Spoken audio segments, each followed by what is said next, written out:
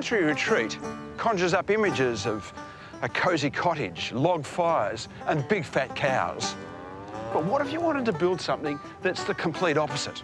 High-tech, futuristic, and absolutely massive. And then, instead of hiring a team of tradesmen to do it, you decide to put it together single-handedly. Now that sounds a bit crazy, doesn't it?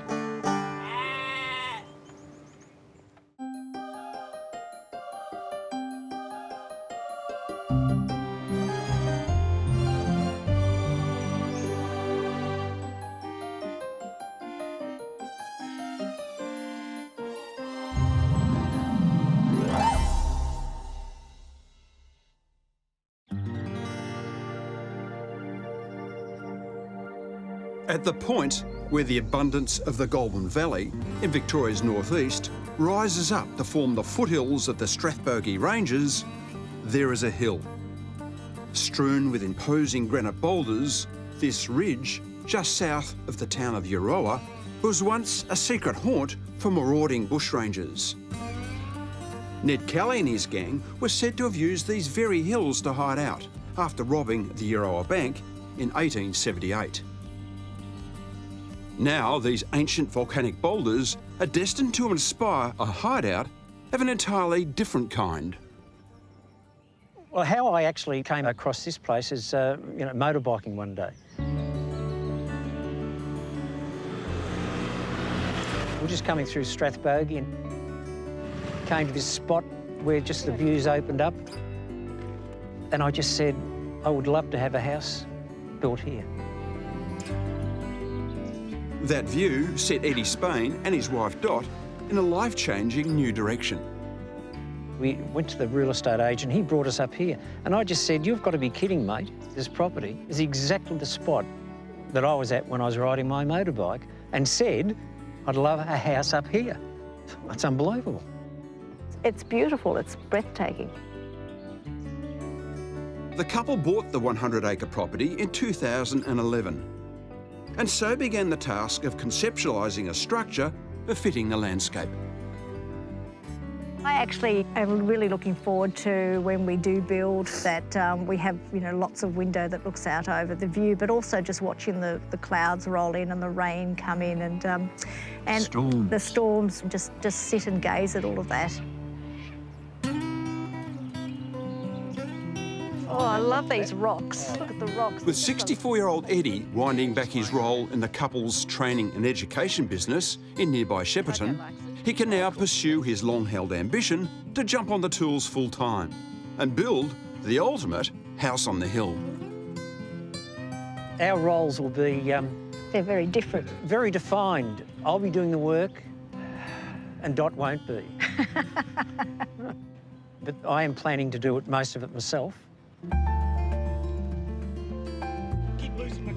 Having renovated their family home in Shepparton and built a house for one of their daughters, Eddie is now ready to apply the skills he's honed over years of hobby building and create his masterwork.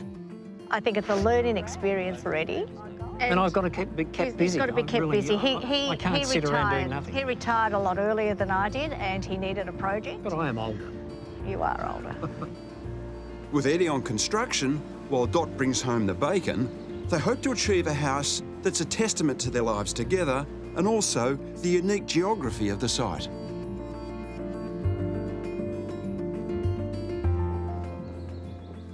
I love your rocks.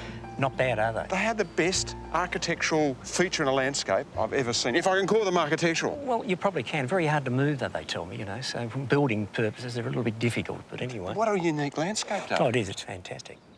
So what are you building here? Well, first of all, we wanted something that would take advantage of the views, which are pretty good. Pretty good? Yeah, pretty good. It'll be basically in 2 levels and it'll be perched right on the hill.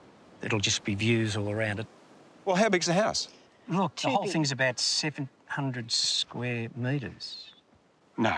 Well, that's... 700 square metres? Well, that's that's 70 squares. Yes, yeah, it's that's too the big. ground. We're going to rattle and we're not going to be able to find each other, so we're going to Well, when we argue, live in we harmony. certainly separate. Well, you'll have acoustic separation. That's right. For sure. I'm really fascinated to know how you're going to incorporate this geology into your design. Or you were totally ignoring it? No, I've been excavating with the aim of trying to leave the rocks and build the house around it to an extent. So the rocks are certainly going to be there in one way, and what we're going to do is use core tin. As the outside cladding, which is the rusty steel look. Yes, yes. So that'll weather beautifully. That's right. And the whole building will be covered in core tin? Yes. Designed by architect Robert Harwood, the house will rise from a giant H-shaped slab gouged into the hilltop. The walls will be made from insulated concrete forms, or ICFs, and are not only thermally efficient, but quick and easy for Eddie to install himself. The ground floor plan includes a storeroom, games room and wine cellar, as well as a 4-car garage and workshop. The upstairs will be divided into 2 vast wings. To the west, Eddie and Dot's massive bedroom, ensuite and walk-in robes sit alongside the epically proportioned kitchen, dining and north-facing lounge room. To the east, there are 3 guest rooms, each with their own ensuite and a separate lounge. Outside, a 7-metre zinc tower will provide a grand entrance to the home, with the exteriors finished in 45 tonnes of locally quarried granite, plus core 10 weathering steel, a job Eddie will tackle himself. A massive courtyard and 12-metre pool sit on the northern side of the house, with views to the valley below. All up, this is one giant monolith of a house and an epic project for just one man. So building it yourself, you're going to be full-time doing it, Ed? Mostly. OK. Then you're going to bring a lot of trades in? A few, yes. What are you going to spend on it? Well, how long's a piece of string now? Well, What do you want to spend on it? I've looked at something like that 1.3. Yep. Depends how much I can do myself. And how long do you expect it to take? Probably less than 2 years, we hope. I mean, every now and then I go, what am I doing? But I'm going to say, no, that's all right. How do you put up with him, Dot? He's not stoppable, insuppressible. I thought I'd rubbed off the edges, but 30 years and they're still there, so that's okay. I am looking forward to the day when I have my glass of wine in my hand and I look out over that and just thoroughly enjoy it. As retirement hobbies go, this one's pretty gutsy. I mean, Eddie's taken on modest building projects over the years, but this undertaking is seriously big, especially just for 2 people. Let's just hope he doesn't wind up wishing he'd taken up golf.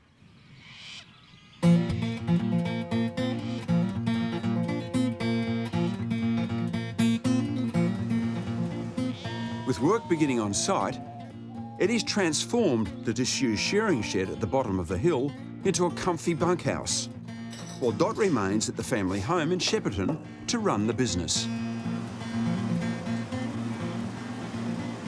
Living on the property means Eddie's up early and finishing late, trying to clear the site for the slab pour before the winter rain set in. But these giant granite boulders are formidable, formed from slowly cooling magma that's forced its way through the Earth's crust more than 300 million years ago. Moving them is going to take time and far more substantial machinery.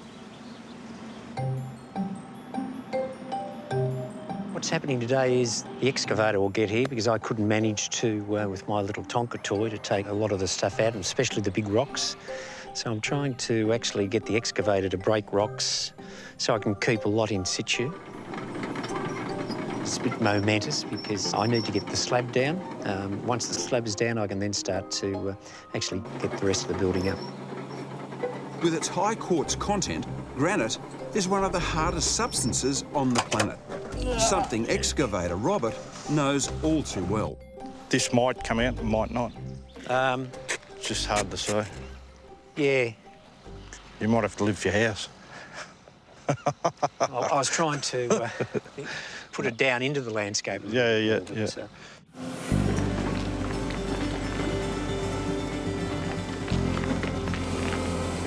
Well, granite boulders, if I can't move them, it may mean I'll have to change the orientation of the house, maybe not true north, a little bit off. So I'm hoping that won't occur. They're the challenges you face when you build on a hill, a rocky hill, you know. It's all a learning experience.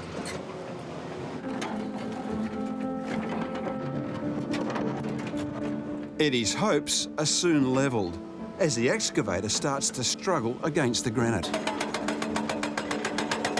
A pneumatic rock breaker is the biggest weapon in the excavator's arsenal. But even it's struggling to make much of a dent in the granite. He said it could be a bit hard there because he could see some blue dust coming up, and that generally indicates very hard rock. So he might be able to dig it up. With the drill just bouncing around on the surface, it seems these boulders aren't going anywhere. At least, not today. Looking like it goes down a bit. Yeah, well, that's what they do. Yeah, they keep Like on, a- especially when they go like that. Yeah, they're like a wisdom tooth.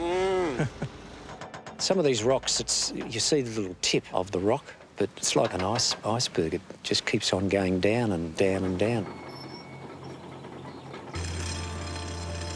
Eddie always knew there were going to be challenges, but just getting out of the ground was not one of them. The slab needs to go down before the winter rain sets in, and with grey skies and a slight chill in the air, hinting at bigger things to come, he's decided to call in the big guns and blast the granite out. It's hard to say what's under the ground. It may be just a small floater that sits on top of the ground, or it may be another 20 to 30 feet underneath the ground. So 11.5 kilos of plastic explosive are being packed into the rocks in what's hoped will be a definitive answer to the problem of the granite. you're talking thousands and thousands of pounds per square inch that's confined into a granite rock. Yeah, it'll move. It'll go bang.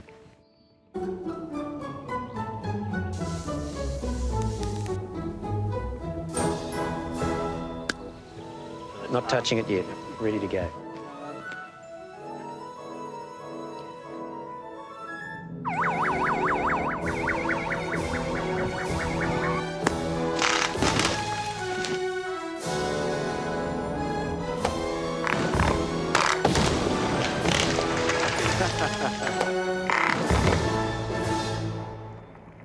I think I'm getting good at this.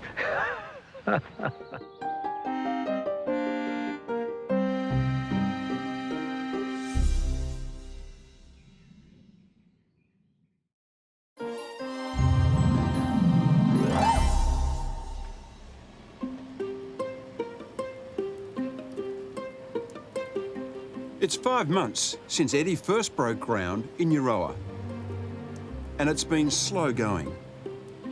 Squalling winds, rain and mist are all conspiring to hold up the final step in preparing the formwork before tomorrow's concrete pour. The weather has held us up a bit and has played a part, and it's proving challenging at this stage because it is getting into winter, so yes.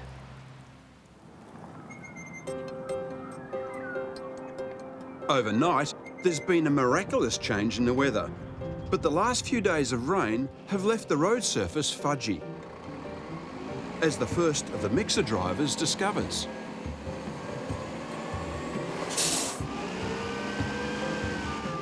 Ten fully loaded concrete trucks have to navigate the muddy road today, and after a lot of wheel spinning, it's decided that the only way up is backwards.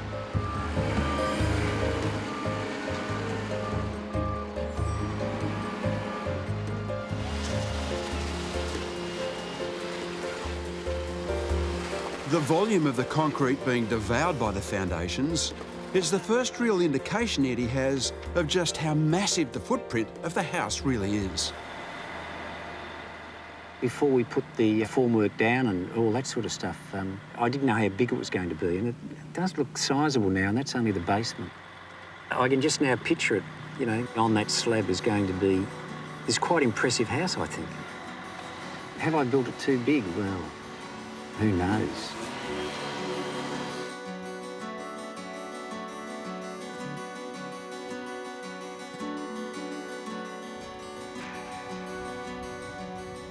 Eddie's determined to stick to his 2-year plan.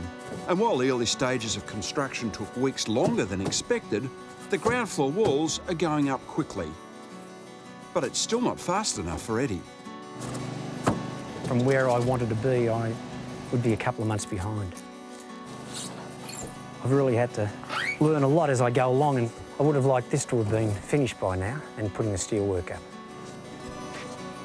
These insulated concrete forms are like a giant Lego set.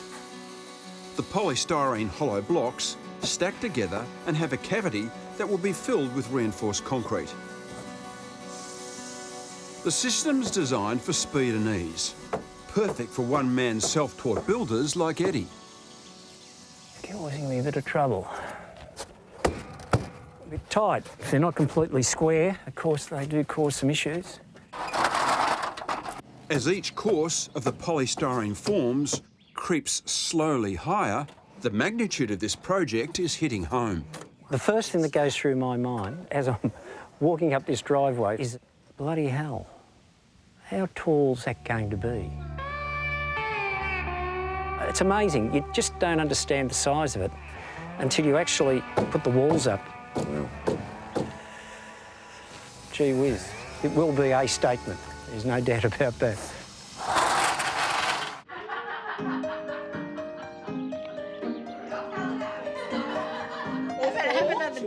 While the enormity of this building and the time it's taking is sinking in for Eddie, daughters Morgan and Nicola, who have come up for the night, are not so surprised.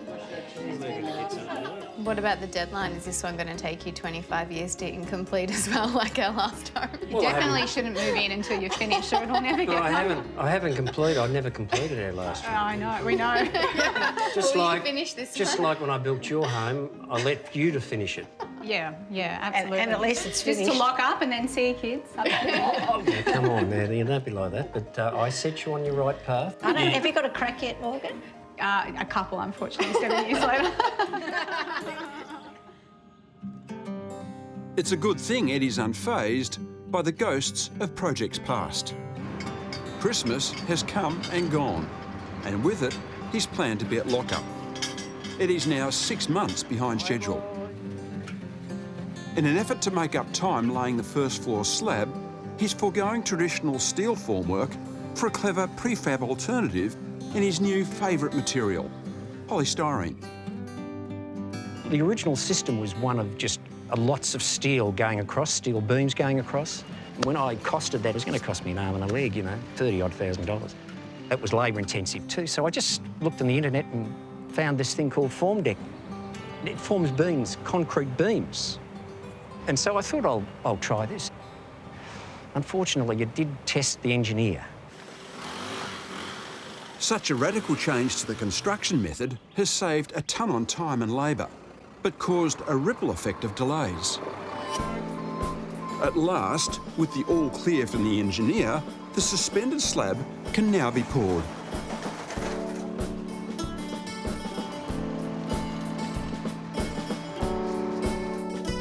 It's probably a bit of a anxious time because it's the first suspended slab with all of the new system I'm using, the Form Deck and that, and we just hope it doesn't fall down, you know, cross our fingers. I'm sure it'll be right, but I hope. While early signs are good, by mid-morning, there's a problem.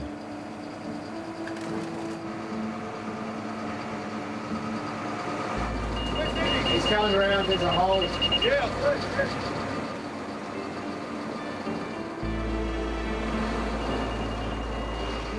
Just take it up, mate. Quick. Go on, up you go. It's cracked here. There may have been there before, fine line, and we didn't realise. But that's okay. I mean, there's 20 tonne of concrete going on top of that particular area. So it's holding at this stage. So, yeah, just anxious to see how it all goes. If there hadn't been any cave-ins, of course, that would have been massive. That would have put me back, you know, a month easily. Now I can get on with the job of actually building the house. The excitement of actually putting the walls up and the roof on and getting up to lock up, that's just, you know, great. That'll be fantastic. time-wise, it has got away. Eddie's philosophical about the delays. But Dot, who's been running the business back in Shepparton, is worried. The build's been going on for a long time now. Hi, girl. Eddie's been quite amazing, but I have also noticed that he's really tired. I do get a bit grumpy with him because it's all about the build and nothing happens in our home in Shepparton. But I can also understand he only has one day off a week. And once he's home, he's got the paperwork and the bills and the project to sort of look over, so he hasn't got a lot of time.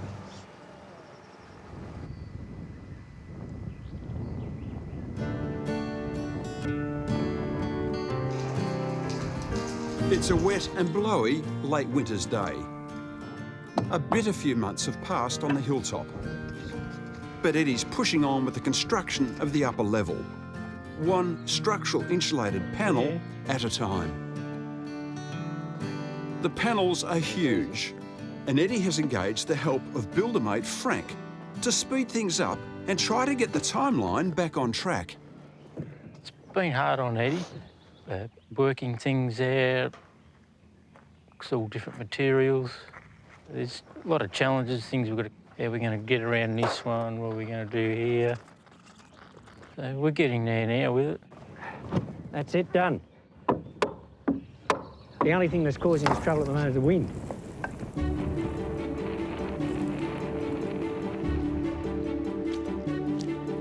Now the walls are almost up. The sheer scale of this structure is astonishing. What about the size of this thing? I'm looking down there, it's like a runway. Yes. It's a big building. Didn't look that big on the plans. And how's it feel now you're actually doing it with your hands? Is it? Enormous. It is a big job, you know, and I just didn't think it'd be as big. So it's a tongue and groove sort of system. Well, it is, yeah. You know, this seems to be the tongue and that's the groove and they just slot together. And if you know, I mean, you push that, it's as solid as anything already, you know, and it hasn't been secured in yet. But this is easy for beginners, I suppose. Peter might have to hold this one for us if the wind gets up too much. How do you go in windy situations? Because it's like a big sail, isn't It it? is, yeah. You've got to be very careful. Okay, you ready? Oh! Oh! It's like a shotgun. So they go up pretty quickly. It's quite extraordinary. To see a wall go up that quick is quite incredible. It is, yeah. But for a bloke like you that wants to do it himself, it takes all the complexity in many ways. Well, it does.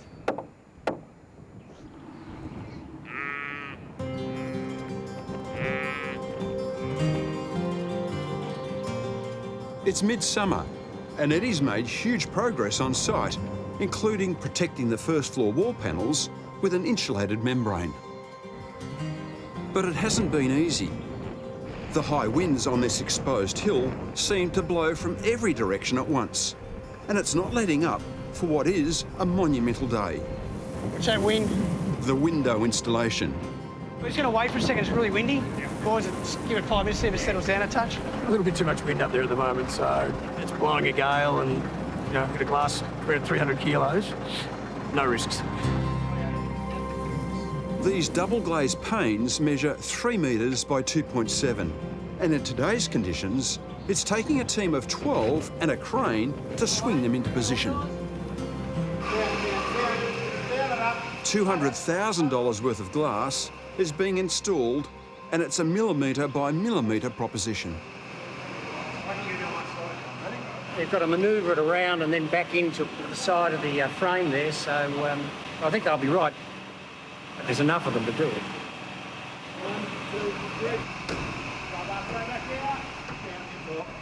For Eddie, it's a huge milestone in the project. The windows not only represent a substantial chunk of the building costs, but they honour the views that inspired the house in the first place. They're fantastic. They're really framed. You know, you get those picture views, and there's so many, different windows you can look at, and it's fantastic. I suppose lock-up. It's a sort of stage, isn't it, that you've reached. It's hardly surprising that getting to lock-up has taken 12 months longer than planned. My fears that Eddie may have underestimated the size of the house are matched by a certainty that he has overestimated the speed of construction. But today, hopefully, is a major turning point for Eddie. With the windows in, Dot's cracking on with her vision for the interiors. They've changed all the settings. She's come to Melbourne to meet with interior designer Jess Bethany to narrow down some options for the kitchen. I think this is glass, look. The kitchen will be a really important part of the house. That's your big item stuff, and that's something that you're going to live with for a long time, and that's the heart of your home as well. The floor space of the kitchen measures an extraordinary 160 square metres, and the island bench will be front and centre for Dot. There's something really special about the lustre in this glass. I love the feel. It's great, and I love the fact that it's thin. Look how thin it is. It's nice. It's different. Dot's got her eye on Italian acid-etched matte glass for the bench tops. Okay, so I guess if you've got any questions about durability, this is the glass bench top that we're looking at for you. This is a steel ball, 1/2 kilo. Oh. I have it on good authority that this is actually going to work. Oh, God. And as you can see, it's pretty good. Wow. Not a scratch, not a mark. I really like the matte glass look, but I think it's expensive. I think it's expensive, but it is fantastic quality. Here comes your tap. Oh, Away my you goodness. go. Maybe I need to just twist Ed's arm a little bit.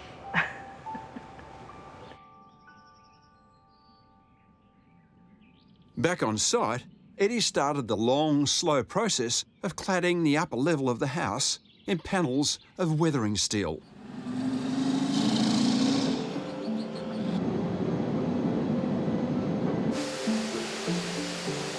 Producing these sheets of cladding combines careful chemistry with volcanic temperatures. With weathering steel, we dig it out of the ground in the Pilbara as red earth, as red iron oxide. And the principal elements, we had copper, nickel, chrome, a little bit of phosphorus, manganese, silicon. All those elements contribute to the rust coating. Make steel out of it, roll it flat, and then watch it return. It slowly returns to red. These are only about 18 months old. The patina and the coloration on this material grows for about 40 years before it stabilises.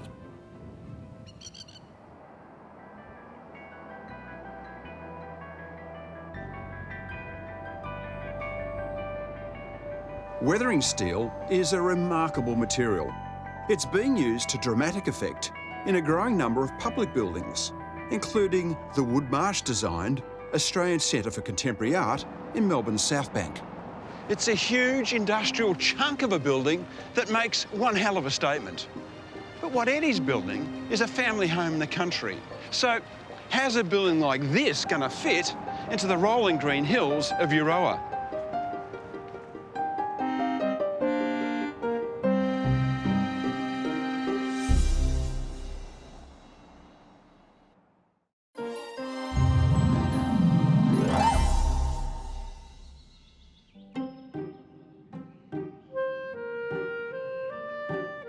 It's 2.5 years since Eddie started building at Euroa. He and Dot had hoped to be living in the house 6 months ago, but it's slow going. And of all the different stages of this project, attaching the Corten panels is proving to be one of the most challenging. It's been a bit of a nightmare. I wanted to do it last October. And the difficulty was, of course, there's only 2 of us doing it. And it's a manpower thing.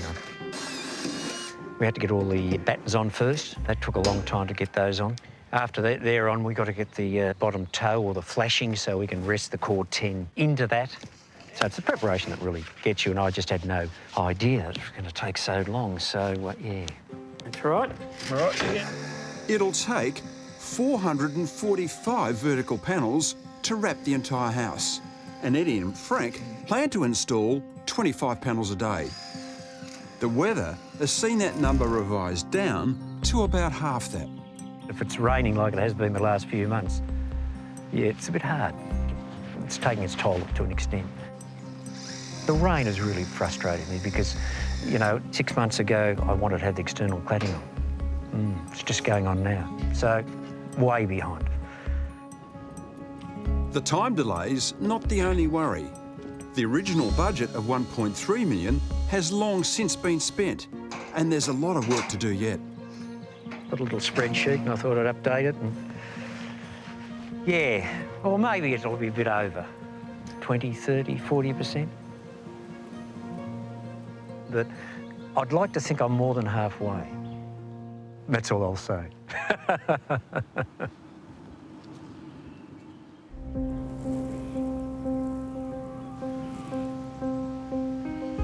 Eddie may have pushed past the halfway point of this epic project, but work on the exterior has dragged on for more than a year. This house is taking forever. And with the weeks, months and seasons rolling by, Eddie's hobby is all-consuming. He's still living on site 6 days a week, and with Dot 50 kilometres away running the business in Shepparton, the separation is causing some anxiety. I do worry about him. It's such a rugged countryside that, and he, you know, if he hops on the tractor, if he hops on the quad bike, and if he got hurt, nobody would know. He is very tired, and I just don't know how much longer, but I've said that all along. I don't know how much longer he would keep the energy up, but he has. He's just passionate about it. I just hope we finish it before we die. I wonder sometimes. While Eddie'd hoped to keep costs down by doing much of the work himself, You want to put this one on? occasional labourer Frank is now on board full-time to try and get this house finished. I couldn't do this project myself without Frank. He's not only my right-hand man, Frank is my left-hand man too. I want to take this in. You can go backwards. I'm not going backwards, Frank. Today's installation of the internal stairs is a milestone for Eddie, finally connecting the two levels of the house. But like everything in this project, Frank. it's hard work. We've got one of the stringers on, which is the big steel thing that goes up the middle, and we put the treads across them. See those fingers? I'm not even thinking about the stringer falling down with the weight. Treads probably about 40 kilos each.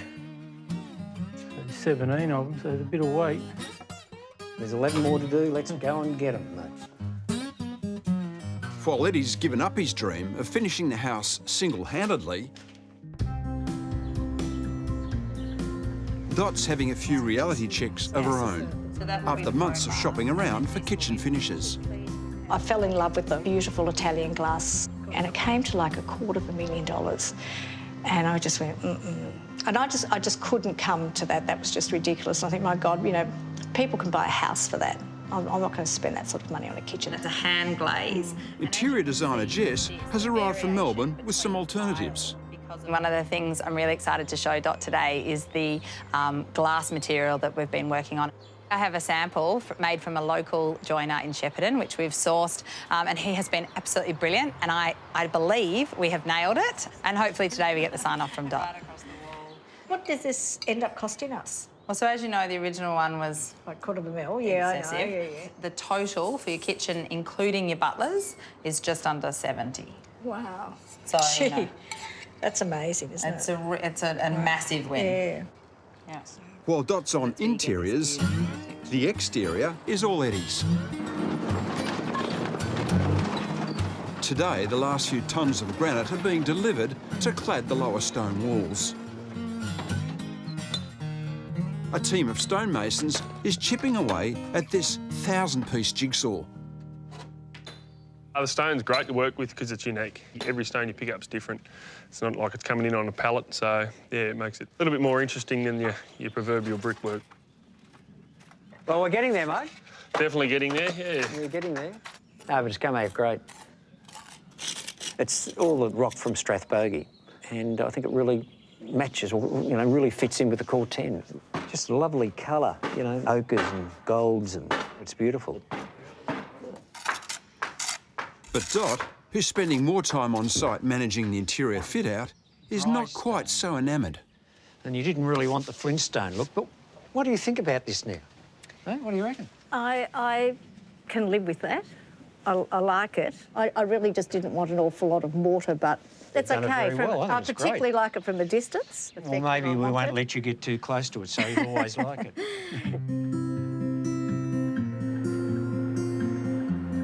The exteriors are almost finished, and it pushes on to complete the plumbing, electrics and cabinetry. Eddie's giving it 3 months, but Dot's not booking in the removalist just yet. Originally, you're thinking 2 years to build it. We're now about 4 years into that process. Is that taken a toll at all? How do you feel about that? Well, it has taken a toll in terms of not having much time to spend with Ed, and when he's home, he's really tired. So the toll has really been physical. He's not a young man. I think it's important to know that we'll have time to enjoy this place together. That's right, because time is going, isn't it? Time is going. We're getting older. We are. Yeah, but I think he's totally obsessed. Yeah. And thank God, because imagine if he started and halfway through he said, I've had enough. What would we have done?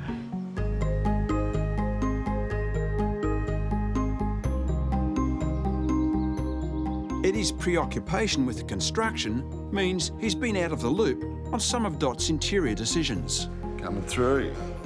How heavy is it, gentlemen? Quite got a bit of weight about it, Ed. And today he's getting his first look at Dot's blue kitchen. Or is it green? Take my fingers out! We have chosen glass, and a lot of people would say, in a kitchen bench, why would you do that? Won't it crack? So I can drop the frozen chicken right on here, bang. Yep. We're told that it'll withstand quite a bit. Let's hope so. Hello, how are you going? Good morning. Have a look at this. Oh, wow. Look at this. Colour's different, isn't it? Well, different all the time, different light and that. And look, if you look at it on here, that's a really inky blue, and then with the lights on it there, it's like Green which sort is of things. It's weird. It's a good talking point. It is. I'm just a little worried about whether it's going to sort of maybe conflict or challenge some of the other furnishings.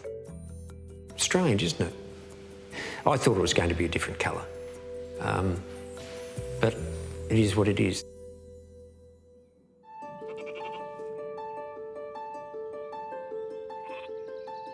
After 4 long years, it's perhaps understandable that Eddie's energy and enthusiasm for this house is sapped.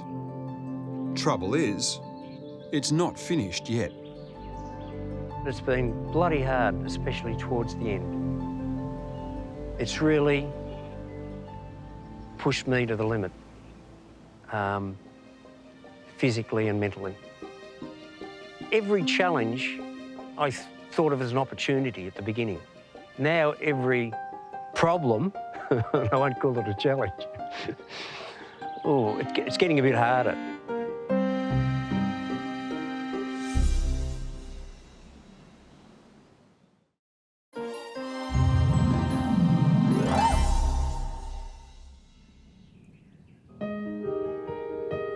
There's a commanding and timeless grandeur to the hills around Euroa.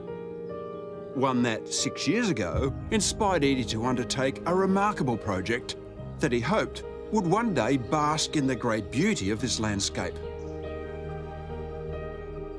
That day has finally arrived.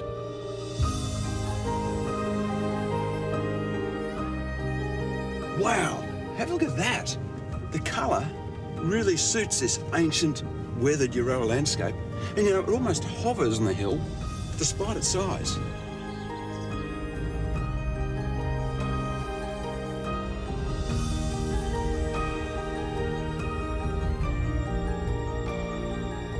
Well, hello. Hello. Pete. Look at this. Hi, Dot, how are you? Hi, mate. Hang on. This is epic. It looks magnificent. It does. It has come out fantastic. It really has. And it just sits in the environment. Well, exactly. And the landscaping really makes it part of this place, doesn't it? Yeah. There's more to come. You know, I was always worried about the scale of it, but it sits here. So do we still. But you know what I mean? Yeah. It looks weathered, it looks patina like the rocks. That's right. Exactly. It really fits in. Dot, how are you feeling about it? Oh, I love it. I just love it. Yeah, it's very grand, and it What looks... makes you say that, Dot? I think everything's the sheer scale of everything here is makes it look very grand. It's lovely. Well, you're going to show me? Yeah, come on You're going in. to keep me out here in the wind? Well, I could, because I love the wind. That's why I'm up here. As soon as I walked up, I thought my toupee was going to blow off. Yeah, exactly. Don't tell anyone about my toupee. I won't tell anyone about your toupee. It's impossible not to feel dwarfed by the immense scale of this house. Before you've even crossed the threshold, the commanding zinc entry portal is an early sign of the vast contemporary castle within. Okay, come on in. Thanks, Dot. Look at this. What a substantial door this is. Look how thick it is. Very thick, yeah. It's a steel frame. It's like a bank vault. Oh, it is very heavy. Well, what a wonderful ambience it has in here. And it's almost got a stately presence about it. We did design this so that it was almost like a gallery, so that you actually have the picture windows at the end, so we've framed the views. You know, it's beautiful. Let's go through. Thank you. Come on, Coco. There's a scale thing happening here. Yes, there is. Which is tall and big, you know, That's they're right. wide walkways, high ceiling. Well, what a beautiful big room. Yes, it is that. It's certainly quite sizable and very good for entertaining, I think. Well, what's a surprise for me is that the objects in the room have filled it out, because it was vast before we put these furniture pieces and joinery in. It's changed it. Oh, it certainly has, yeah. In fact, I think it's really condensed it. Oh, come on, you're exaggerating. But you've zoned it up, so you have got that living space down that's there, right. and your dining and your kitchen, but there's plenty of space between it. There is. And I think that divider really does make the rooms feel like it's not that vast as well. It sort of contains it and gives it its own identity without it being lost. Has helped enormously. It has. So I'm just been dying to ask you about the blue colour. Well, no, that's probably more... It's probably more green than it is blue. So you always intended this colour? No. No, the So you wanted a darker blue? We certainly did. It's just not what we were expecting, but that doesn't mean we don't now like it. We love it. We think it's okay. What's most surprising about this room is that it's warm and inviting. Despite its size and brutalist bones, it has an unexpected rustic coziness derived from the muted tones, pastel colour palette, natural timbers and soft, oversized furnishings. But the hero of the room is actually outside of it. This is knockout. Yeah, it's You're right at the precipice here, aren't you? It's gorgeous. Almost like you're falling out of the building into the landscape. It does. The cantilevering, you know, helps too. Yeah, because it feels like you're floating. Yeah, that's right, exactly. Wow, what a yeah. great spot. And you've got a 270-degree view here. Yeah, it's wonderful. Almost every room of this house is a celebration of the view, with huge picture windows framing the landscape in both the communal areas and the luxurious guest wing for when the girls and their friends come to stay. It's a picture of calm, textured opulence. None more so than in Eddie and Dot's private sanctuary. This is the master. Well, it's certainly a master. Ooh la la. This has got the lot, this one. Look at it. That is a totally over-the-top bathroom. Is it a bathroom? It could be a dancing, yes. It's big enough. I mean, it's interesting. It's bigger than the bedroom. That is the most spacious, luxurious, I guess I call it a non-suite, but it's connected to the bedroom. It is, yes. I think I've ever seen. At 120 square metres, the master suite, including the 12-metre-long double-ended walk-in robe and supersized open bathroom, is bigger than many apartments. It's more like a 6-star hotel than a bedroom. I absolutely love this room. So I get to sit up in bed, look at the vista. You look out onto the birds flying into that tree, and it's great. it's just gorgeous. The attention to detail in all areas of the house is extraordinary, especially given its size. Whether it's the pantry or the powder room, the many different spaces of this home have been meticulously considered and fitted out, both inside and out. What a spot. Extraordinary. It is a fabulous feeling when you're swimming at the end, and it is an infinity pool, but the wind's probably taking quite a bit of our water away at the moment. It's a windstorm, your infinity. Damn that wind. If you brought your surfboard, you'd probably surf on it sometimes. Really? It's really gets a wave up, and the splashing goes over, and we lose about 20 centimetres of water. So about that much? Yeah, there's that much that goes out of it. I try to predict most things, but wouldn't have predicted that. I thought I've got this infinity pool, it'll be lovely if I can keep water in it.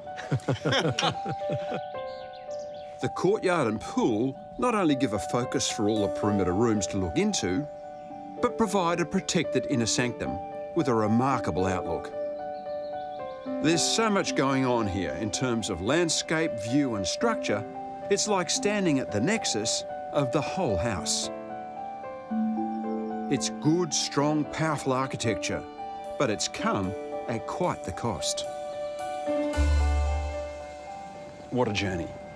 What an incredible journey. You wanted to do it in 2 years. 5 years on, one of the longest houses I've ever followed.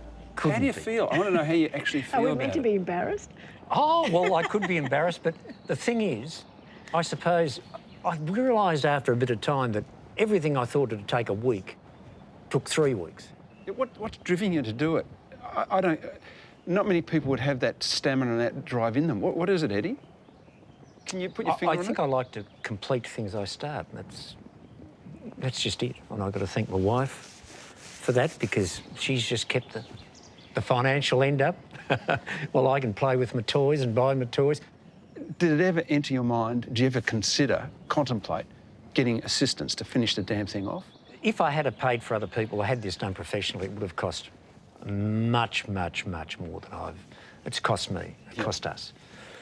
And no, I didn't want to do that. You're going to spend 1.3 million. It's a lot of money, 1.3 million, when I didn't have it. Well, you must have had something. Where did it end up? At the end, I think I spent actually the physical building of the house about 2.3 million. Oh, wow. So it's gone up $1 million yeah. from... But there's a lot of things... Sorry, I can understand it when you walk around it, yeah. you stand back from it. Yeah, I was a bit naive. That is a substantial lump of building. Mm. That's not your lightweight timber frame shack. Not. So 2.3, and then you've got the fit out on top of that. Oh, interior yes. fit out. Yeah. More things happened, like... Have another drink. Where's the bottle? Where's the bottle? Get that bottle quickly, hurry. But, you know, I did underneath things that I didn't think were going to happen. So there were added costs in the building. Jesus, I'll be working till I'm 90. Yeah, can you start tomorrow, you know? Oh, it hasn't come to that. I hope not. Eddie might need to go out and get a second job.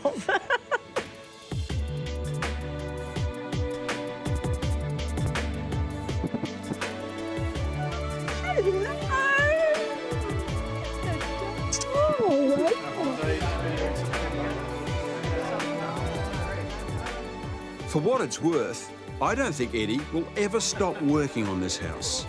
It's more than a project of a lifetime, it's his obsession. And at last, he and Dot get to share it. Well done, Dot. Oh, I missed it. Damn it. The sheer majesty of this landscape is truly inspiring.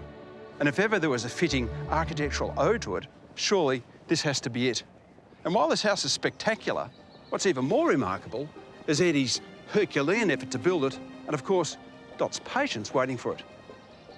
His ambition, resilience, and dogged determination are absolutely epic. Talk about a lasting legacy.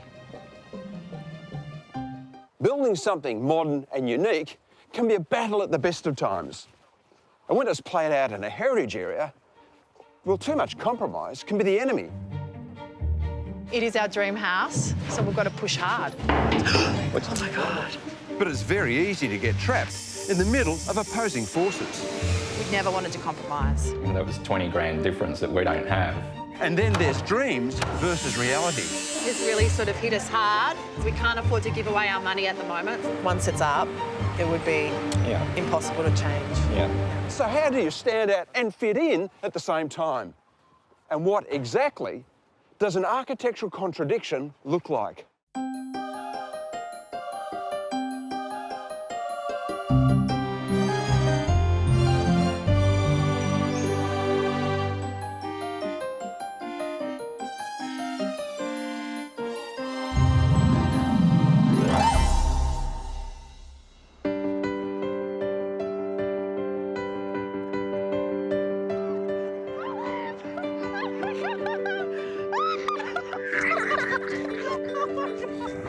The Bastone family are not afraid of taking risks. In fact, they seem to thrive on them. Our house is going to be the funnest house in the whole entire world.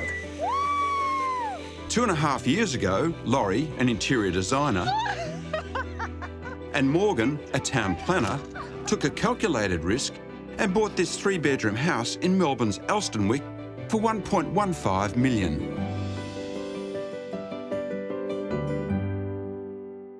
This suburb is largely covered by heritage overlay, which means most of the period houses here fall under strict council conditions. Their gamble was that they wanted to knock theirs down. Any client who comes to me with a query of a property and a heritage overlay, I tell them straight out, forget it, move on, find something else. It complicates the whole process. You're going to have to nail the design to be able to persuade the council to get full demolition. And for good reason. Just 9 k's from the city, Stonework is not only a bustling village of cafes and shops, it's home to some of Melbourne's most gracious Edwardian homes. Their design has to acknowledge the Edwardian era and be approved by council before a brick can be touched. Oh, wow, that looks amazing. Designing something new that could fit in with the old led them to one of Australia's edgiest architects, Andrew Maynard, renowned for many things, including his radical take on heritage properties. I love the shingles, the texture. It's already turning grey. It looks beautiful. The design brief to Andrew was to pull as many of the Edwardian characteristics as he could into a contemporary house. We needed someone who was very good at designing on a small site, and Andrew Maynard was definitely skilled in that area. And he also had designs that were different. You don't see them every day. We wanted something bold, creative, something Beautiful. Beautiful. A unique design, combined with Laurie and Morgan's wish list, saw their $1.6 million budget blow out to $2.2. I mean, it would have been great if we could add shingles on the roof, but comes a time when budget wins over and it's Evolved. Working out what to lose to get it back to around 1.6 was a torturous process and came at a cost. We changed architects with about 10% of the working drawing process to go. I think the dynamics at the very end was just a mismatch of what we could afford and what Andrew's design was, and we had to move on. Big jump. Oh, yeah. Rather than starting from scratch, Laurie and Morgan took their almost finished plans and charged on. A brave move with such a detailed design. Not that they're phased. We've definitely designed this house for our kids and their friends and some of our friends. So we've got a pool, which I think everyone wanted to delete to save money, but we fought for it. And really, it's a fun design that I think the kids are just going to love and be proud of. We want to be the cool parents in the street. We do want to be the cool parents on the street. We want the kids to come to us. You go, matey.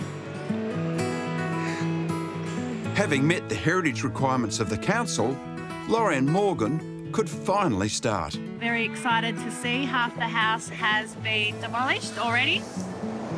To get to a point where we can design our own home, being the type of people we are and being in the professions that we are, it's just an amazing opportunity. It is. We're very blessed. And we can't wait until we start the process in terms of building.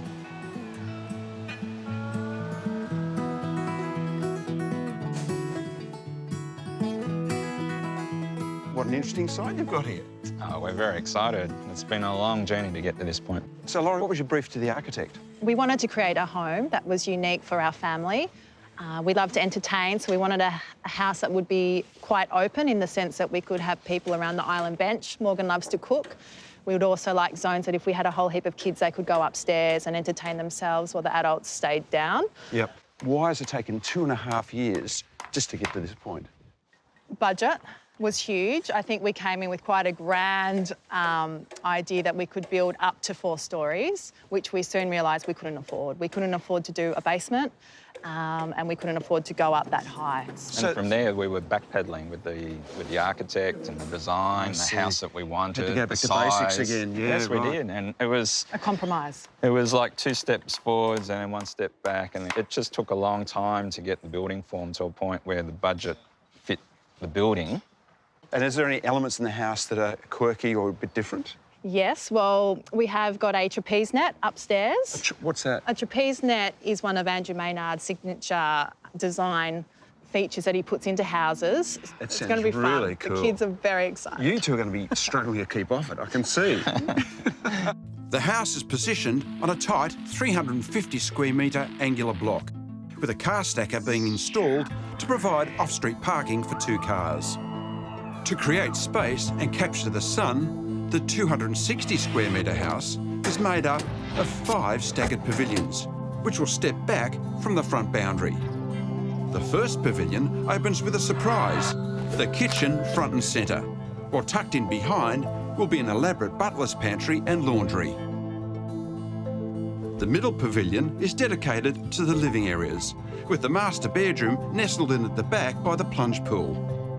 A freestanding feature staircase leads to the upstairs, and here it's all about the kids.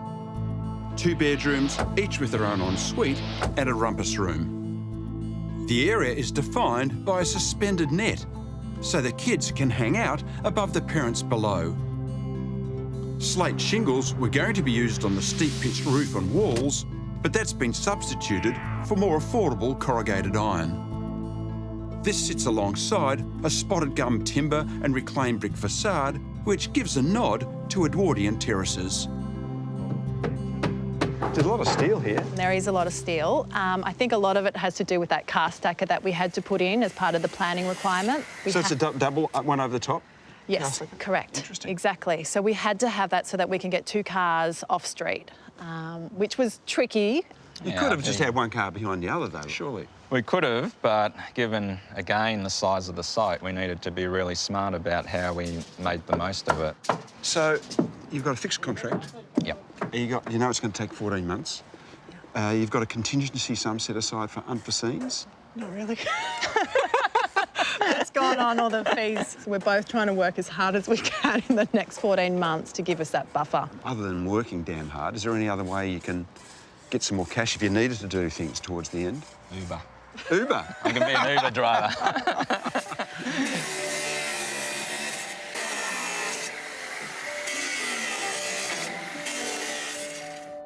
You know, I get it. Laurie and Morgan have invested in a design process, and part of that is deciding where you spend the dollars.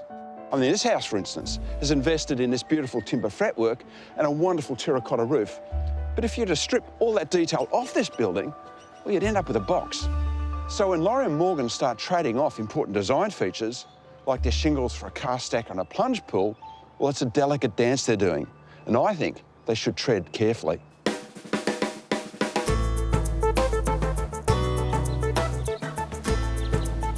Laurie and Morgan have worked hard for their chance to create a one-off home, and there's more hard work to come. In order to save an estimated $50,000, they're not employing a project manager. Stepping into those boots is Laurie, and it could be a steep learning curve. Yes, I've never walked on steel on high. As well as project managing, Laurie still has her own business to run and the kids to look after. All right, eat up quick. I'm finished. You're finished, good boy.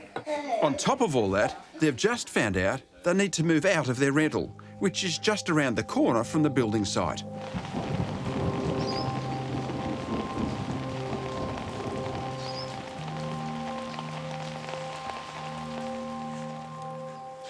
I must admit, finding out that we have to vacate potentially within the next month has really sort of hit us hard. It's really hard in this area to get a rental and one that we can afford. They're really expensive and we can't afford to give away our money at the moment. On a brighter note, the building is going up quickly. The reclaimed bricks already showing early signs of the necessary heritage charm. So we're using a recycled second-hand red.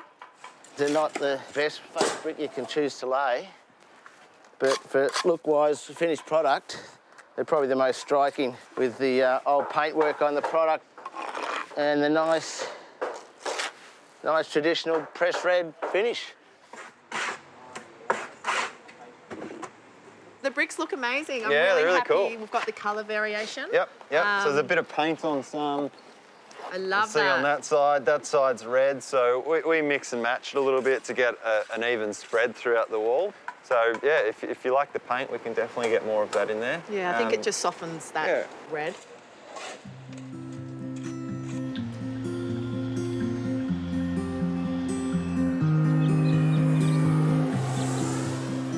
Hi guys, lots of progress. Oh, it's good to see you. Heaps of progress. Hi Peter, how are you?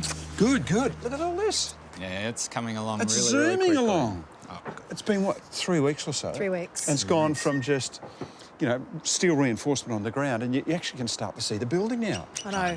It's amazing. It just gives us the ability to really gauge what we're going to live in. Yeah, you can start to see it.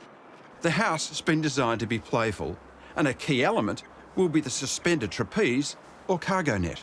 When you walk into this room, you're immediately going to look up and see kids swinging around in this cargo net. And hopefully Morgan. Kids or adults. Cool. The net will sit in the void above the dining room, and it's a bold design choice. I guess it's one of those features that will someone really see the difference? I think they all add up. And is it worth doing that for the extra money? But I reckon it's the details that are really important. That's what I think. And if you change too many of those details, you know, will you end up with the original concept, or is it something else? no, it's a really good question. It's absolutely something that we're very mindful of, not losing that integrity. Yes. Laurie and Morgan want to build something unique, and while their $1.6 million budget's healthy, it's as good as spent, with zero fat for any surprises. So how do you feel about spending extra money at this stage? It's scary. No, it's really scary. But things evolve, and we're working on a sculpture at the moment for the front garden. Everything's just adding up. I thought this was going to be a lean project, you know, watch the budget. You're not buying sculptures. So that was $5,000. 5,000. I thought you were trying to watch your budget. Yes, but we want it to look good at the end. So there's a fine line. Anything we've got to do now with foundations, and it needs footings, it needs engineering, we need to talk about it and have these discussions early on. Nothing's more certain than budget increases on a complex project. And they're starting right about now. We're working really hard to ensure that, that the car parking stacker is as good as we can get it. The original budget for the car parking stacker was $55,000. It was $75,000 2 years later.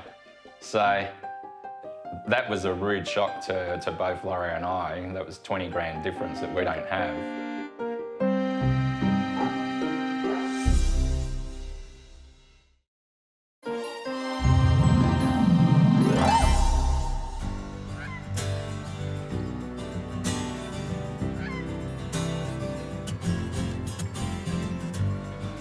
Okay, guys, come and have a snack. Quick, we gotta get packing. After a turbulent 2.5 years, Laurie and Morgan finally have their Elstonwick dream underway. But 3 months in, the turmoil is far from over. Juggling a lot at the moment. Work has increased tenfold. Having to move house, which was a surprise. Juggling the kids. We've got on-site meetings with the builders. I was an hour late this week just because it's been one of those weeks where I'm feeling stressed and frazzled and pushed to breaking point. I can't keep working till 2:30 a.m. I feel like I'm not really there for the kids at the moment, let alone Morgan, let alone the build. So definitely feeling stressed. All right, come on, guys. Let's go.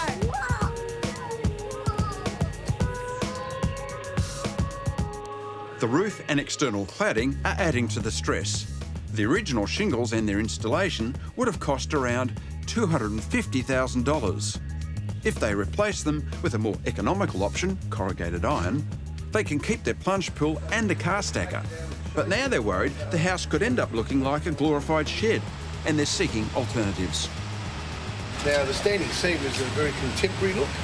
Made from a roll of coloured steel, the standing seam replaces corrugated curves with long, clean, straight lines with no visible fixings. It makes it even more sharp. It's an upside-down L. I love that. A new-to-market and more expensive matte finish means they have an additional choice to consider. I think we've got to be really careful because this comes out of our pocket. It's outside the fixed agreement with the builders. My gut feel says we need to at least get it up to this with the pressed profile. But if we could afford, I'd love to have the matte finish. This is probably the biggest variation we're going to have. But it's our facade. It is, but I'm still mindful of not pushing us where we feel really uncomfortable about moving forwards. I know, but it's not something we can change. Once it's up, it would be Yeah. impossible to change. Yeah. If we do decide to go ahead, we're probably looking in and around the $30,000 mark. And that's a lot. That's a huge amount of money at this late stage to commit. So it means going back to the banks or trying to self-fund it. Yeah, it'll be tough, but we've got to make the call and we don't want to delay the guys on site. So we need to wait on the pricing and then make that final call within the next couple of days.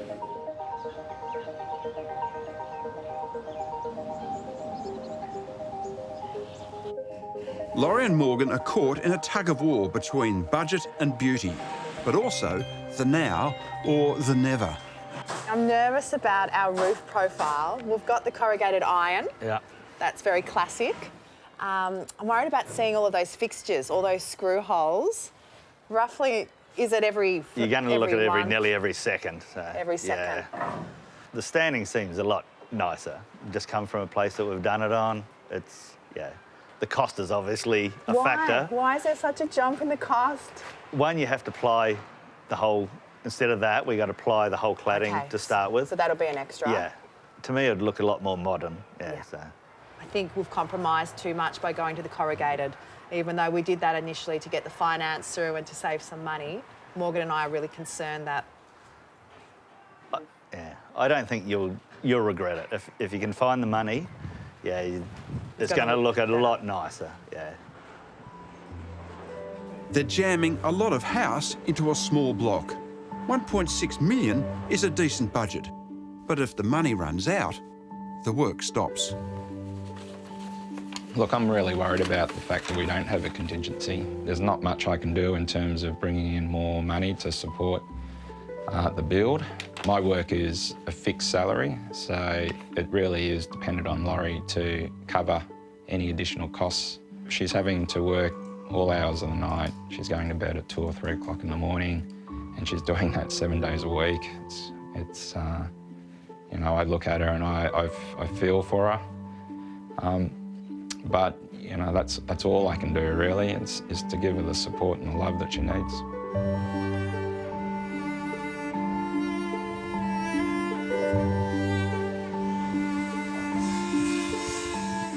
Laurie and Morgan's tenacity is impressive. They could have simplified things and de-scoped, but they're committed to the finer details. They want to finish the concrete floor exactly flush with that. That's the profile of the stack of doors here. That means precision and extreme care are required. If it chips out, because it's a polished slab, we just don't want that to happen. That's why I'm doing it. Then I can't blame anyone else for doing it wrong. The cuts are being made 10 cautious millimetres at a time. Then it's all down to Murray's delicate touch.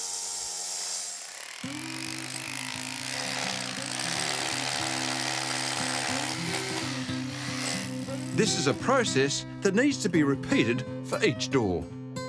Yeah, perfect. Little doubt.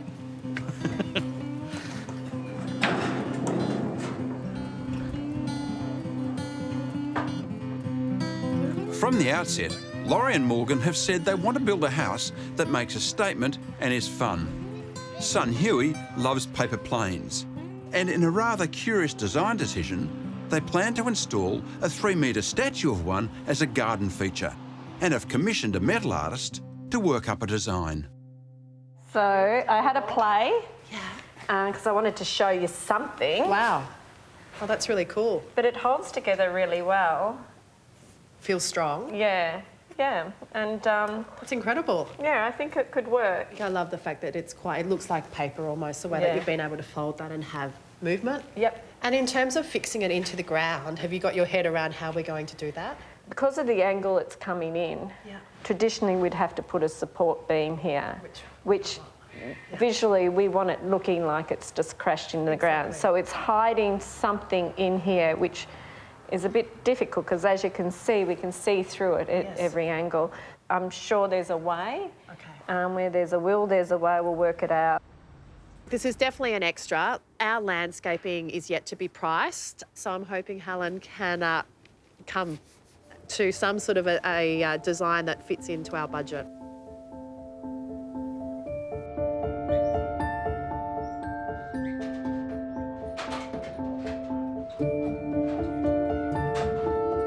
With a fixed price contract in place, Laurie and Morgan know what they've agreed to. But with every variation they make comes a cost. They need to find more money or they'll eat into the budget set aside for the landscaping and the interior fit-out. I definitely want to go from corrugated to the standing seam. What's your gut feel? Is there any way we can make it happen? If they can progressively invoice us, then we might be able to find the money that we need over the next 3-4 months. I can easily see this exceeding 100K very quickly, and we don't have it. So it's a matter of making this budget work harder. It's a matter of making the builder work harder for us. And in part, it's a matter of Laurie and I being very careful about how we budget the next 6 to 8 months.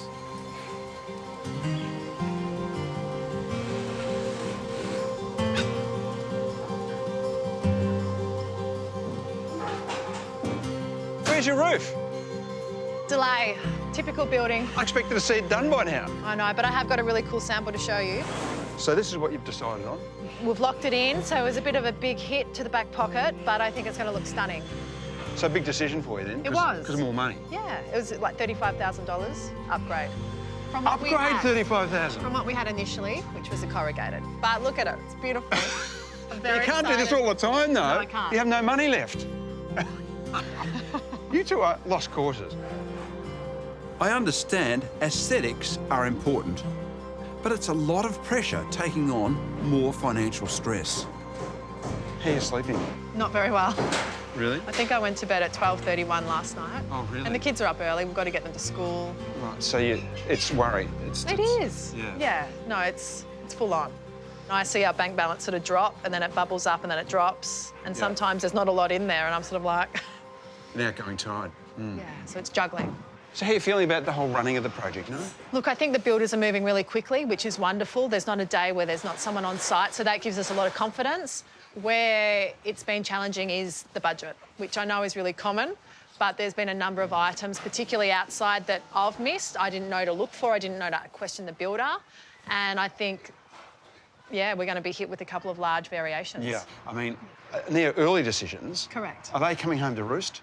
Well, look, it's a really small site, and some of these things we've got to do now, otherwise we'll never be able to do it, or it'll cost 10 times more. So it is our dream house, so we've got to push hard and try and get the bulk of it done, and then if we don't finish internally, then that's another story. So it's a race against The the budget. not against time. No. A race against, get as much as you can done with the money you've got. Correct. So how much over are you? We're coming up to 100, thereabouts, by the time we do the Is landscaping. that hard for you to say? I Yes. suspect it is. It is, it's scary. You know, I really am impressed the way this little house is coming together. From the wonderful internal spaces to this facade, which is kind of stepped and layering back and starting to talk to its heritage neighbours. But we're only halfway through, and there's some big-ticket items which are still really unresolved, like the in-ground pool, the underground car stacker, and don't forget this 3-metre-high sculpture sitting right in their front yard, which surely has to be an optional extra. And they tell me they're worried about cost.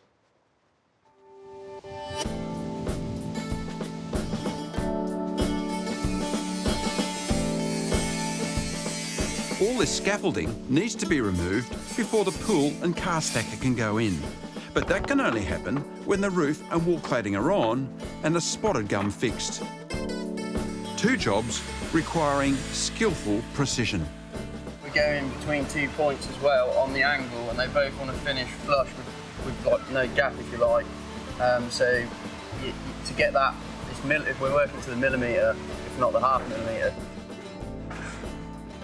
The timber is being laid on an angle to follow the gabled roof line.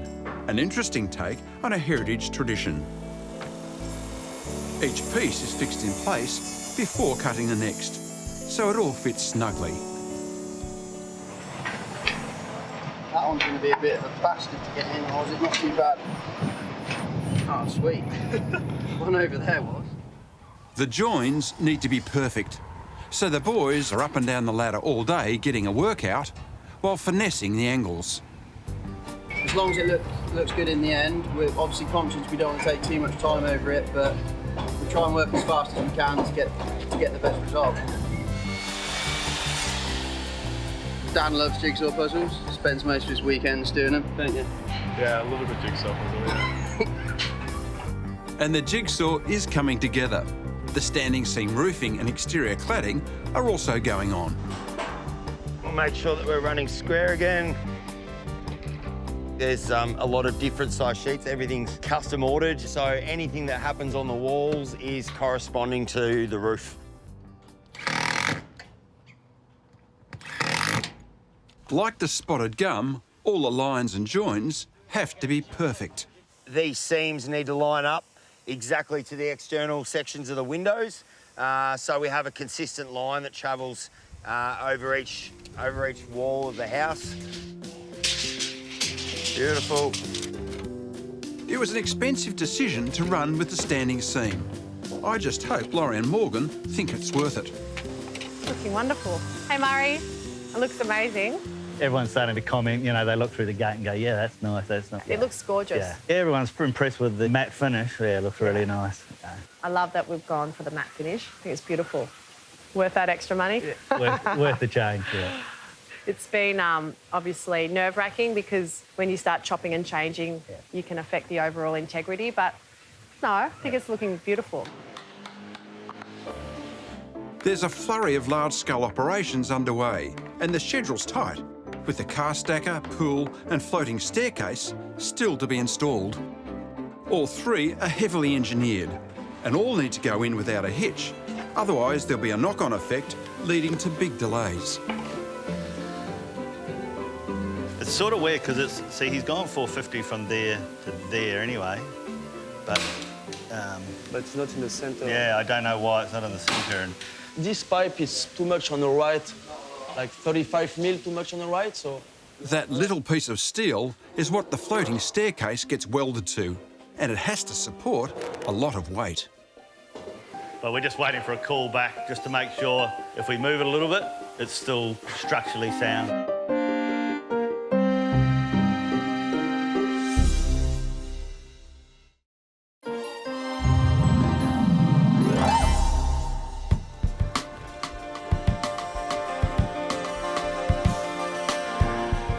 In the heritage suburb of Elstonwick, it's the small things that can make a difference.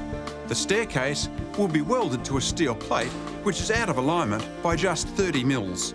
After a couple of anxious phone calls and some gnashing of teeth, the engineers call for some extra steel before giving the go-ahead to weld it on. Yeah, as long as you come down from the steel, I'm happy with that, yeah. Avoiding delays at the later stages of construction is important, not just for the stairs, but for the other heavily engineered elements that are yet to go in.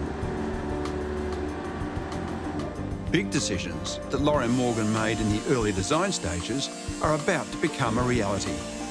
Those decisions have come at a cost, not just to their $1.6 million budget, but also to the look of their house. There were definitely a number of elements that we did have to scale back. The cargo netting was one that we never wanted to give up on. Price point was around sort of $5,000 to $10,000 in the budget. So we thought, you know what, it's not out of the question, and for the impact and for the kids growing up and having this amazing space to lay on, we really wanted to keep it. So we never wanted to compromise. The cargo net is one of the most unusual design features in the house. It is, in essence, a see-through floor that sits above the dining table. It's a playful element that requires serious engineering and serious planning. The net itself is a very heavy-duty industrial net that's principally designed as a walk-on net for construction, mainly of roofing. It's a very well-scrutinised engineering exercise to do a net that's used for this purpose. Well, that's your netting. Oh, are you serious? Yeah. Wow. Oh, it's not the actual net, but It's that's how it soft. works. Yeah, it's very soft. And it's Wow. very comfortable to lie on. Oh, wonderful. But it's I was also- nervous about how scratchy it might have felt. There's knotted netting and knitted netting. This netting It's a soft knitted netting. It's so soft. Yeah, because if it was a net like this... Yes. It's not going to feel very nice. Exactly. You're not going to want to lie on that. No. And we can get very strong nets made out of that material. Yeah. But it certainly doesn't have the comfort that something like that has. So your situation is very unusual. We've really only done a few of them. We've kind of developed the technique to suit. Amazing. The netting itself is ideal because it's super strong. Yeah. It is a complex project. There's no doubt about it. Probably one of the most complex things we do. There are plenty of finishing touches and decisions Laurie still needs to make, including questions over the viability of the paper plane sculpture. They're looking at spending $5 grand, so it has to be right. We're hoping when we do the press that it's a really clean, crisp line. If it's still this curve, which we had a little model, a prototype, it's a deal breaker. I know Morgan wants a really clean, crisp line. That's, yeah, very important. Can you show me the first fold on the wing, Denzel? So the first fold is on your right here? Yep. It's been purely conceptual for the better part of 6 months, but today it's crunch time. A little bit concerned about the folds because of the perforation and how we're going to achieve a crisp fold with all these little circles, but it's trial and error. If this doesn't work out today, it's back to the drawing board. This is purely experimental. We'll see how we go today. The worry is both structural and aesthetic. The folds need to create enough strength for the sculpture to be rigid and look sharp. Wow. It's a very clean line. I think Morgan will be happy. Looks like a paper fold. Yeah. Wow.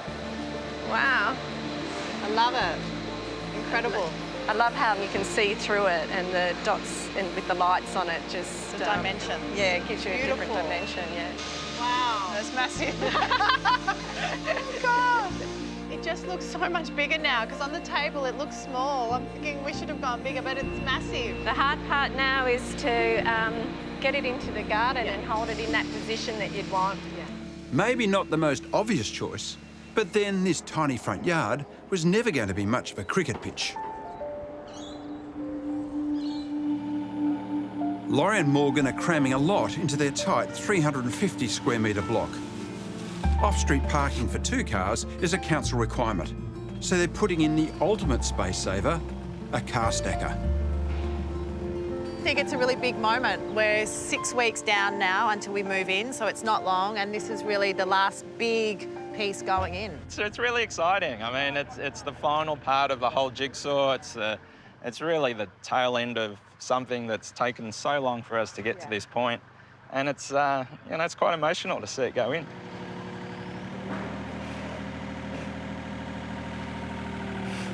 The car stacker and the pit cost around $120,000. If it doesn't fit, they're looking at months of delays. So the system has been designed and manufactured in Germany to very strict tolerances, and because of that engineering, we can't do any local modification to the system to jeopardise that structural integrity. The pit has been built and it is the size that it is. The car stack has been ordered to a certain size, so those two need to match up perfectly. Can you push it?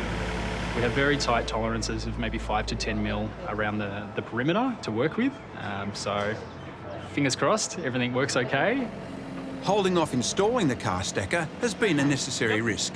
With the driveway the main point of access to the site, any earlier would have ground all other work to a halt. It's a fascinating piece of kit. It's a toy. it's a big kid's toy going in your front yard. It has that kind of magnetic charm. You know, how could that possibly be in my front yard? Yeah, it's a bit like Batman, the Batman cave. It is, isn't it? I think it's the way of the future. Like, this land is so expensive now, and we could only afford the block that we have. And it's so tight, it was the only way to really get 2 car parking spaces on the site. And is it because it's so heavily engineered, because it's got to carry the slab? The load. Yeah, it does. Yeah. I think the specifications are that the columns are heavier than the ones that they put into multi-unit developments, because this pit doesn't have the support or the structures to bolt the pillars too. Oh, so it's they've freestanding? got to stand on their own right, from what I understand. Okay. I hope you've got a good car to put in there. It's a bit We can't afford it. I can just see an old beat-up Volkswagen coming in and dropping down. It might be a push bike. These columns weigh around 600 kilograms and they need to be manhandled into place. So the process involves standing the 4 columns up in the corners of this carpet and then bracing them in place with this horizontal element. That's the first of a number of horizontal members which will stop these columns from falling over. And so far, this orange bit looks like it fits. Too much of a language. Of course, it's always possible that one could speak too soon. Okay, Jay, you need to lift your end of the bar. The steel beam at the other end of the car stacker is proving particularly stubborn. There's only a couple of millimetres in it, but that's all it takes to become problematic. It doesn't fit. Okay, at the moment we're having an issue with getting this beam over the leg that it's meant to bolt to. It's got to fit over it like a sock. At the moment, it's not. You can't do that when it's in the hole. There's like a millimetre or two that's... But you could assemble it off centre in the middle of your pit and then swing them back together. Looks like we're going to have to do that. It's just depends on the lift capability of the crane. Everyone loves expert help from the sidelines. Not that it's of any use. Instead, after a bit of lateral thinking, they've decided to roll the steel beam on from above. Okay, rotate the bottom out. Yep. Oh, God. Okay, push yours down and rotate it.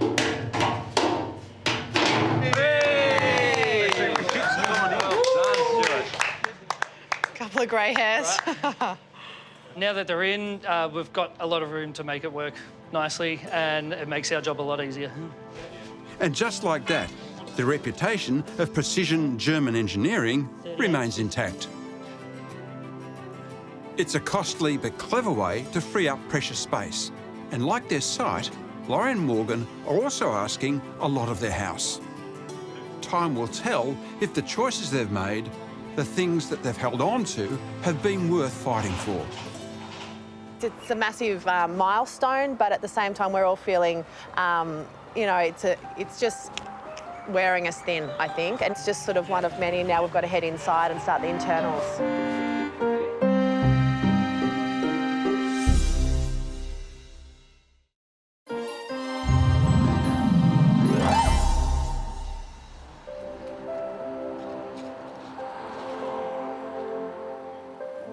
This heritage-rich suburb of Elstonwick seems an unlikely place to build a contemporary home. Edwardian character is everywhere. Laurie and Morgan knew they had to design a house that acknowledged the beauty of their heritage neighbours. Drawings became a building, and after 11 months, I can't wait to see how their modern home fits within these historic surroundings. Wow, look at that. That is stunning. The detailing on it is exquisite, and the craft in this building is totally commendable. With the recycled brickwork, the spotted gum cladding on the facade, and the standing seam metal, which I think actually works better than corrugated iron because it creates this almost seam-like detail running the length of the building. This is highly tailored. In fact, this building does more than accommodate the family, it gives back to the neighbourhood. We've got a house. Dude, welcome. Good to see you. Hi, Peter. Morgan, look at this. We're in. Awesome, Yes. awesome. We're in, okay. Look, and you've got your sculpture as well. She's in. Wow, that's so, it's so unusual to see something like that. I mean, most people just put a tree there. I would. And you've gone, do you know what? We're going to put something we want in there. Yeah. So, well done. Thank you. Now, tell me about the whole composition here. What's the response been? It was funny, when we first moved in, I had an elderly guy come across and tapped me on the shoulder and he said, "Is this your place?" And I said, "Yes, this is my place, very proud." And he's gone to me, "It's very different." And then he walked off. So you don't know what they think out there. But then I've had other people drop in and just neighbours. They've been watching the house go up from ground up and Just the response has been amazing. It's been really touching to feel as if the neighbourhood's accepted it. Nice job. Yeah. Thank you. So you're going to show me around? Yes, let's do it. Absolutely. Okay. They've packed a lot of house into a compact block.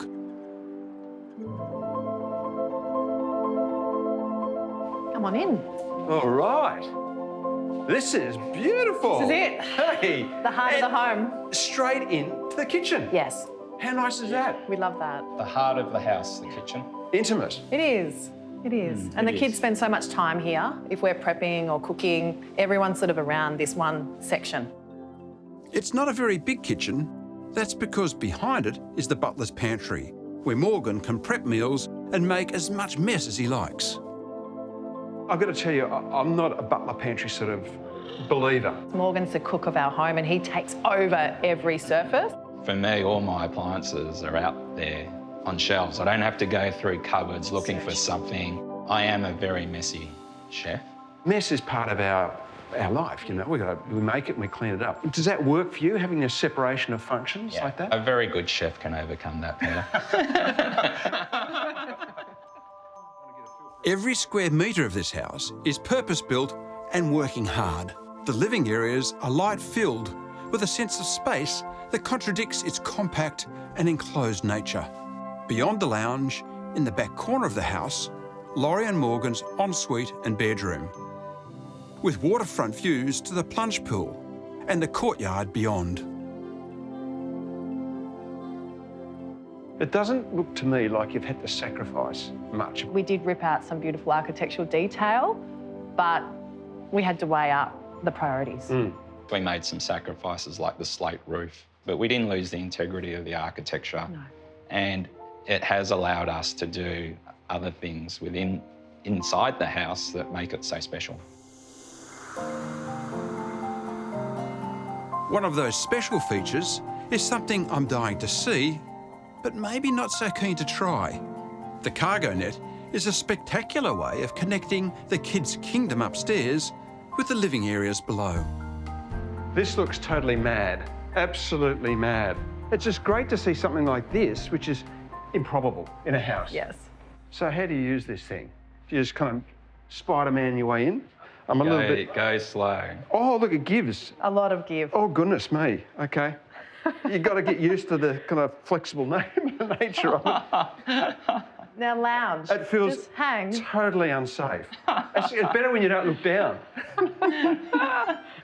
Come on, relax. It's actually... I'm doing my best. It's OK to relax. I think I'll just lean back. There we are. It's more of a hammock experience. Come on, you can do better than that. Come on. No, You're supposed to lounge into it. Oh, are you? Oh, I see. OK. You make yourself at home. That's how you do it. Come on. Be a kid again. Be a kid. I'm working on it, all right. Oh, that's better, isn't it? It's beautiful. I love coming up here. It's, you know, you can see outside. You can still converse with people down. Through your legs. Hello down there. No, but it's a bit of fun, you know. We always wanted the house to have a fun element to it. Yeah. This is just another piece that adds to that. So why is Laurie holding back? I'm not sure. She hasn't been on here that many times, have you? Can you do it, Laurie? Oh, look, I guess Can you come and join us? We haven't tried it out with too many adults, Peter. This could test it. You're a bit tentative too. I can feel she's not that relaxed up here. It's one of those things you've decided on because it feels good inside. Yes, it's works. expensive. Yes, it's unnecessary, but it's such a good piece. This house balances sophistication with fun, especially for Olive and Huey, who are now king and queen of their very own realm. How much out of 10 would you give this house? 10 out of 100. 10 out of 100. That's not so good. 10 out of 10 would be better. 10 out of 10. 10 out of 10. And Olive, what about you? 10 out of 10. They have a bedroom and ensuite each, and a rumpus room, perfect for playing in. In fact, they might just never move out. What's your favourite part of the house, Huey? The pool and our cabinet. Your cabinet. No, our cabinet. And Oh, your cargo nets. Along with the carbo net, one of the other great curios of this house is the car stacker. It's an enormous investment for a residential property, but it has allowed them to pack in as much house as possible on this small block.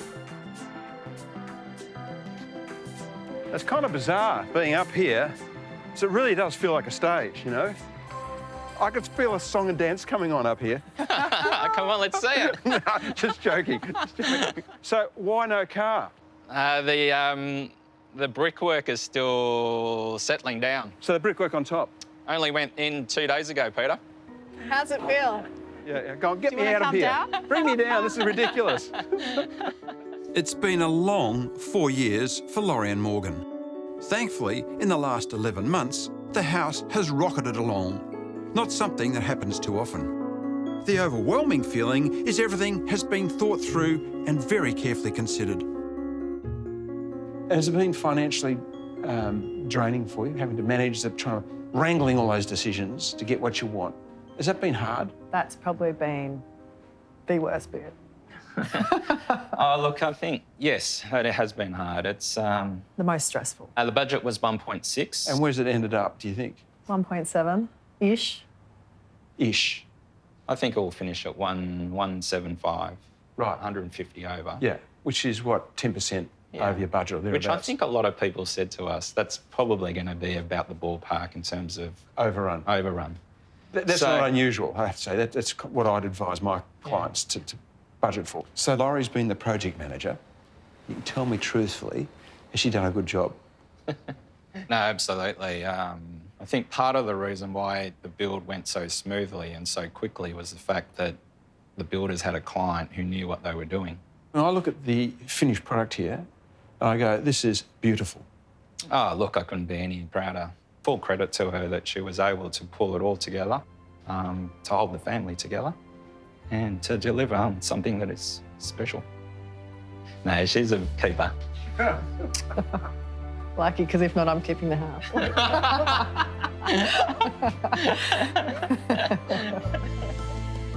They wanted a house that could entertain kids and adults alike, a home that the family could grow into and a place that belongs in the neighbourhood. I think they've got exactly that.